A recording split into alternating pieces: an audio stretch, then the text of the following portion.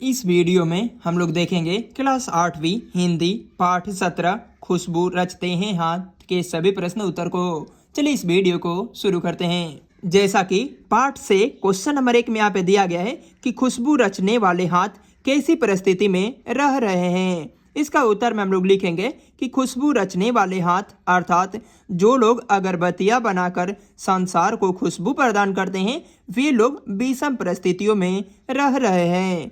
उनके टोले या मोहल्ले तथा गली गंदगियों से भरे रहते हैं। उनके वस्त्र भी प्रायः मैले कुचैले होते हैं।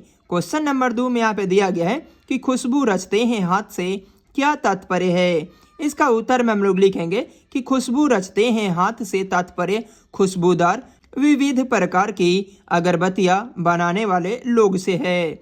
इस प्रकार पाठ से 2 ही प्रश्न उत्तर थे, समाप्त हो गए। अब देखेंगे पाठ से आगे। क्वेश्चन नंबर 1 में यहाँ पे दिया गया है कि आपके विचार से इस कविता का मुख्य उद्देश्य क्या हो सकता है। इसका उत्तर में हम लोग लिखेंगे कि हमारे विचार से इस कविता का मुख्य उद्देश्य लघु उद्योग में जुड़े लोगों की परिस्थितियों को जानकारी देना। नंबर 2 में यहाँ पे दिया गया है कि व्याख्या कीजिए। यहीं इस गली में बनती है मुल्क की मशहूर अगरबत्तियाँ।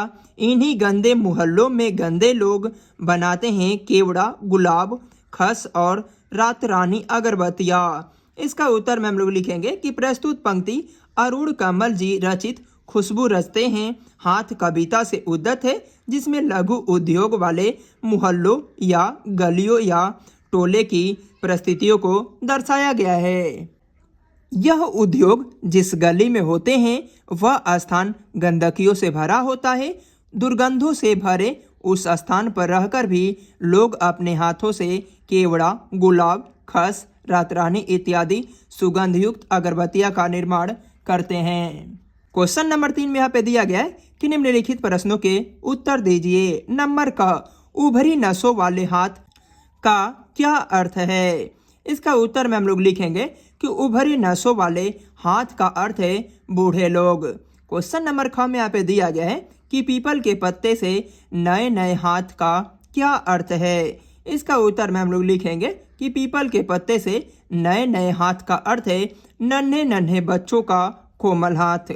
क्वेश्चन नंबर 4 में यहाँ पे दिया गया है कि अमीरी एवं गरीबी की खाई को कैसे पाटा जा सकता है। आप अपना सुझाव दीजिए।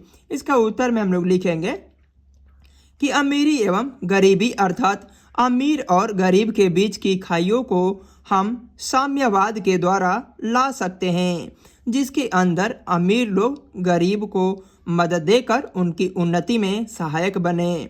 सरकार भी गरीबों को रोजगार युक्त करने के लिए यथोचित मदद करे। गरीब लोगों को रोजगार प्रदान करे तो अमीर गरीब के भी खाई पटा जा सकता है। गतिविधि का क्वेश्चन यहाँ पे दिया गया तो ये एग्जाम में नहीं पूछा जाता है। चलिए यहीं पे पाठ को समाप्त करते हैं। मिलते हैं नेक्स्ट वीडियो में पाठ 18 हौसले की उड़ान के सभी प्रश्न उत्तर के साथ में।